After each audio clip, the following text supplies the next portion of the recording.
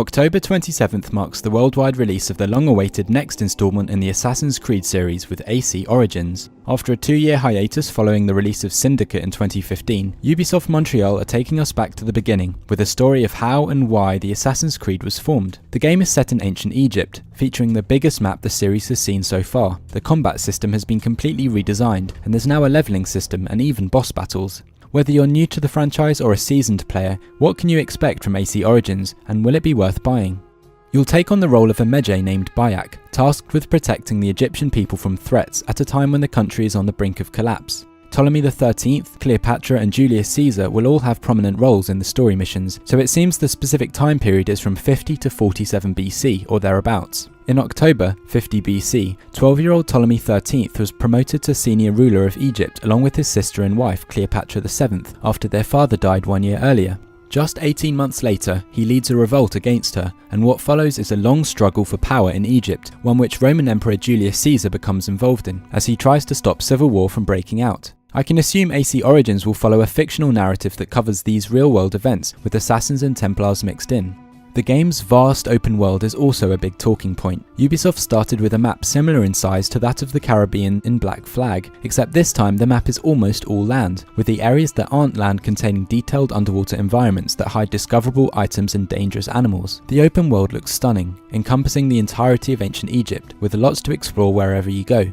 In the top left of the map there is the region of Cyrenaica, an intellectual and artistic area with fertile land in its valley surroundings. It looks like there's a small town inland and a port facing the Mediterranean Sea. Beneath Cyrenaica is the largest region of the open world, Siwa and the White Desert. The Siwa oasis is situated below sea level, making the climate very hot and dry. It would be great to see longer journeys through the desert accompanied with blurred and sluggish visuals as Bayek loses his grip on reality and starts to hallucinate. There will be temples and even a necropolis in this region, so I can assume there will be plenty of items to discover here. Moving further down the map we reach Fayum, once a huge sea but now an oasis home to an abundance of history.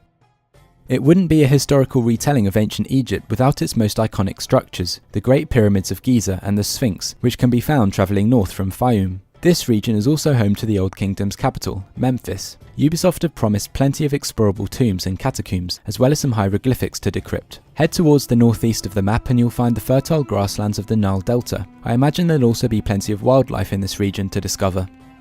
Finally, there is the city of Alexandria. This is the biggest city in AC Origins and there will be plenty to keep you occupied here, including the Great Library, Pantheons and Hippodrome racing.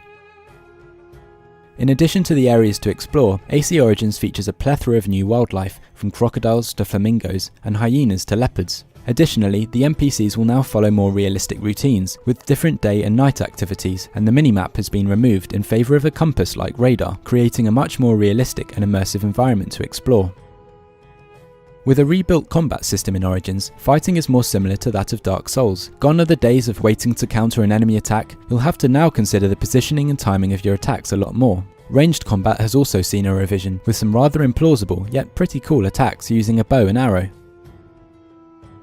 There's now an adrenaline gauge too, which can be used for some powerful finishing moves. There'll be plenty of weapon types to choose from, with axes, clubs, swords, spears, bows and shields all present in the game from launch. These weapons will now come with a level of rarity and strength that provides it with a set of characteristics that will force you to adapt your playstyle to get the most out of it. From what I've seen so far, this looks to be a very exciting new feature. There will also be a leveling system applied to you, the player. If an enemy is a higher level than you, it could mean that a stealth attack is no longer guaranteed to be fatal. Bayek's airborne companion Senu, a Benelli's eagle, grants you what must be a primitive form of eagle vision, providing reconnaissance flights and can also be used as a tool to create distractions. And of course there's now boss battles.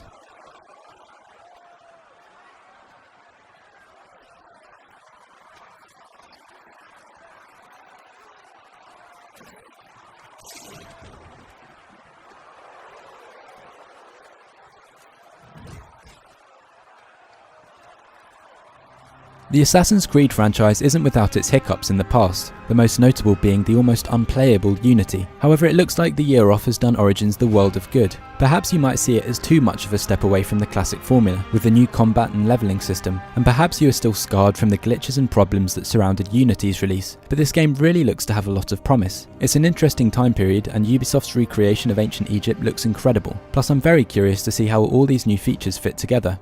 I'm going into this release with an open mind, and I encourage you to as well.